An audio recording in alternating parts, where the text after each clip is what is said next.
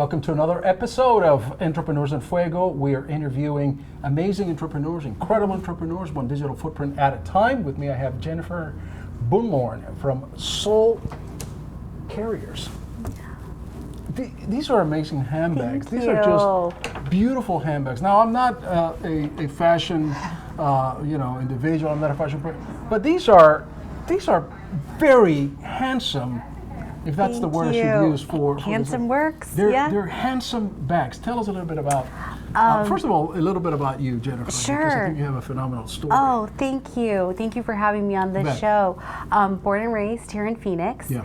And which is an anomaly. It is, right? Right. So went to ASU, was kind of on track to be a lawyer. My dad was an architect and he struggled within the world of design, and he didn't want his daughter to go into design. And so I thought, okay, cool, I always wanted to be in design. I wanted to be in fashion or graphic design, but by the time I got to college, I was like, you know what, I'll do business and then I'll go to law school, make my dad proud. And my junior year, I lost both of my parents in a car accident, and I thought, you know what, to honor them, I'm gonna really try and go to law school. Like, I'll show everyone that I'm okay. And it wasn't a fit. Like, I didn't get in anywhere I applied. I didn't do very well on my LSATs. And I started to go back to what I really love, which is design and creativity and fashion, and I took classes at Mesa Community College and just fell in love. It was a fashion program. Okay. And I took history of fashion, color theory, visual merchandising, and the teacher said, we're going to New York for 2 weeks, we'll tour the industry, and you just kind of get a taste of, New York's fashion industry. I'm like, I'm in, I fell in love. This is around what year? This is, oh my gosh, I was 26, and I am going to be 38 next in 2 weeks. So it was 12 years ago. So Kate Spade was already out. She was already out. She was already out. I think in the beginning of their An journey. interesting Yeah. story is, so I ended up falling in love with New York, applying to Parsons, and my first semester, Kate Spade spoke at our class. And I was like, Kate Spade, she's an Arizona girl, she has Arizona ties, and one of my friends was getting married, and she registered for Kate Spade China, and Kate Spade actually signed the China for me, and said congratulations. Oh, that's so cool. That's my little Kate Spade story. Right, well that's great. So is that where you got your inspiration for bags, or why bags? I mean, okay. you're designing things, and you have, obviously you have an incredible talent, but this is very niche specific. Sure. When I was in New York, I was kind of wanted to either work for Marc Jacobs or Ralph Lauren doing product development. Sure. Or doing trend forecasting. I got to intern for Oscar de la Renta, Women's Wear Daily, which is a media publication. Went to Marc Jacobs Christmas parties, had an amazing, magical experience. And yet, at the end of the day, I'm a Phoenician. I love the sunshine. I missed having a car. I missed having the amenities that Phoenix affords that New York doesn't. Sure. And when my sister had her firstborn, I was like, I want to see her grow up, especially that my parents are gone. Family is important. So moved home. Barney's was opening at Scottsdale Fashion Square, and I was part of our event. They had this thing called The Mannequin is Our Muse, and they were giving pretty much the whole locals and artists and designers and magazines and restaurants, take a mannequin, turn it into art, and it'll be on display at the mall the week Barney's is open. So I collaborated with a longtime friend who's an architect, and we go to the dollar store, we go to the art museum, we go to Home Depot. The dollar store. This is weird. So Soul Scare literally started at the dollar store. We go to the dollar store on Indian School and 12th Street. We find these beautiful rag rugs, the 99 cents that you put in front of the bathtub, and we cover the mannequin in it, and she's very avant-garde. We even cover her face, and that's our mannequin. And my friend Bob's like, you really need to do something with this. And so I was like, yeah, cool. And he's like, you just got a degree from Parsons. And at that point I was trying to find my way, figure out what was next. And so I started messing around with the rag rugs, making little clutches, messenger bags, and that was my first iteration of handbags. And then I was like, I'm gonna do something with this. And so tried to find local people to make it, and then it's truly been a journey from that point of being like, now I'm gonna move into leather, now I'm gonna actually find leather artisans to make the bags. and started designing other collections. And so now this is my fourth, probably, because I had the rag bags, which I called the Journey collection. Then I brought out a collection called Authentic Change. These are gorgeous. These are just beautiful. Thank you. These are beautiful. And then this one, last year I did a Kickstarter. And I had this kind of, I called it, everything's very spiritual, self-growth, kind of in the branding and marketing. And then I called this one Conscious Intentions. And then now I'm kind of bringing them back, but with added styles. I'm going after the country club and resort and golf market and bringing back Authentic Change and Conscious Intentions as two collections. Here's what's admirable about you is that, so you find inspiration, but, you know, a lot of us have great ideas, seemingly all these amazing ideas, but to put that idea to actually practice, to actually execute it, this is not easy. From concept to product, I know it's not easy. Right? Yes. It's hell.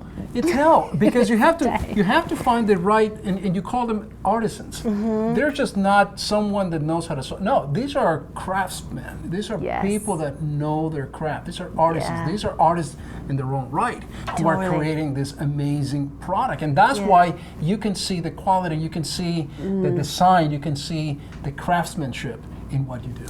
Thank you. It's the girl that I'm working with. Her name is Rosa. She's down in Leon, Mexico, and I found her. So I went through several different iterations of production people, and then I found out Leon was a manufacturing capital, and so I went down there. Leon, Guanajuato. Guanajuato, yes. Right. I brought a film intern so we could film it, and a girl I worked with, and we had no game plan other than to just we didn't know anyone down there.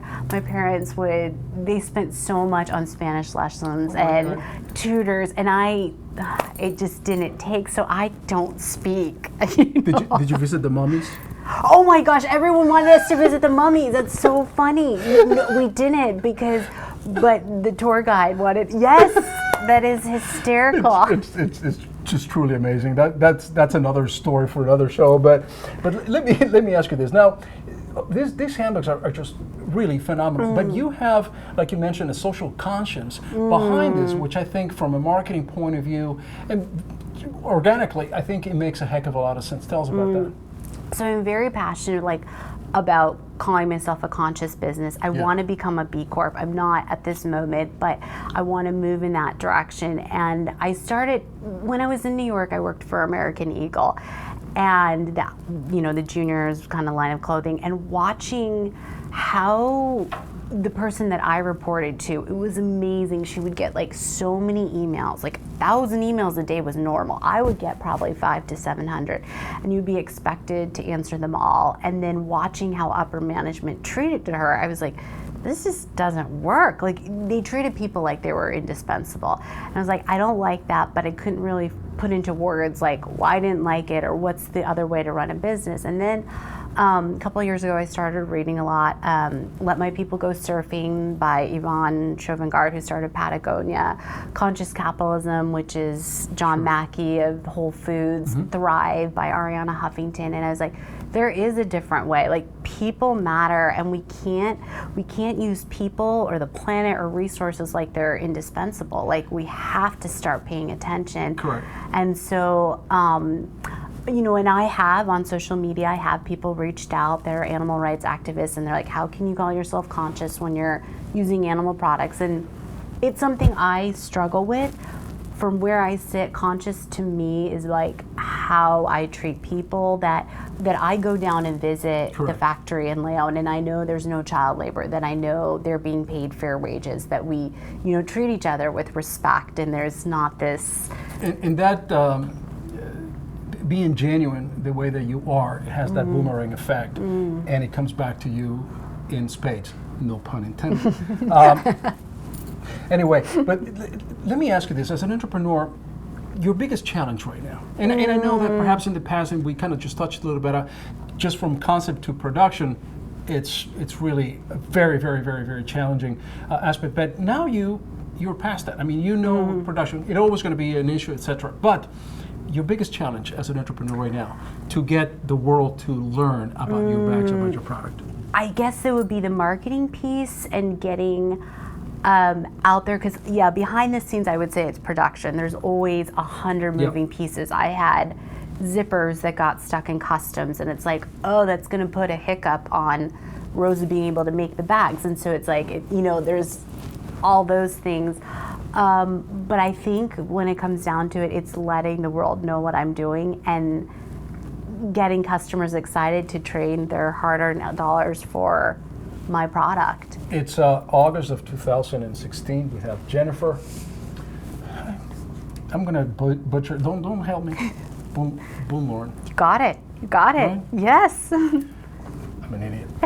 I gotta practice these things. But anyway, here's the incredible thing about what you said, is that we've done here at Entrepreneurs in Fuego over 350 interviews, and the number one challenge that we all face as entrepreneurs is marketing. How do we get our message out? And it's challenging. It's continuous. Whether we're selling real estate, handbags, life coaching, gym memberships, anything truly is about marketing, because this could be the best, and in fact they are just gorgeous, really phenomenal looking bags. I mean, and I just don't say that gratuitously. They are just incredible quality. By the way, men and women? I had a men's line, and I'm going to be bringing one out. What's currently in my catalog at the time, no. But I have had a couple guys that are like, I'd wear that. I'm like, I don't object. I'll take that all over the place. I mean, they're very practical. They're beautiful. They're just. But that is it. It is just.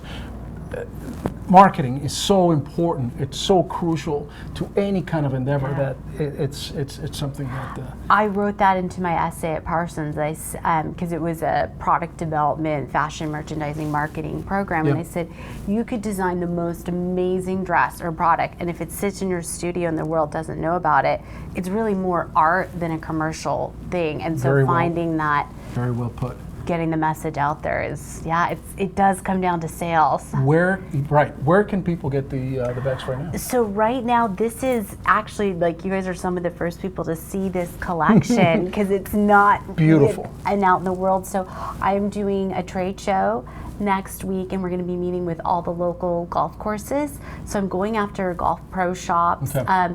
It looks like I will probably be carried at the Mauna Lucia Resort in Paradise Valley and True North Four Seasons up in North Scottsdale. And then after next week, we'll see. Hopefully I'll gain a couple more accounts. So one of the benefits about Entrepreneurs in Fuego is that we are connectors, and we know a lot of people that. I can think of at least 3 people right now that you talked about golf, distributors of golf places.